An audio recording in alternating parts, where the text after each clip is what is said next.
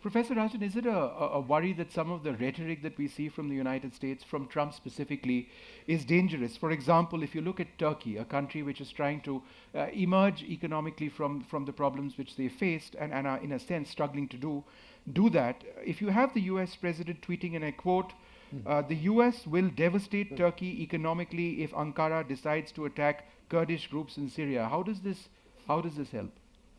Look, there is a language of international discourse that people are used to, and certainly President Trump doesn't adhere to that language.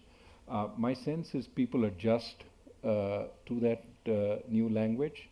I think the greater concern is not so much the language, but the process of US policy making, and whether the structures that are in place to create deliberate policy sometimes are broken down by these kinds of statements, observations. If you recollect, a few weeks ago, President Trump announced that the US was withdrawing from Syria. And of course, since then, we've seen some pretty strong backpedaling from the administration.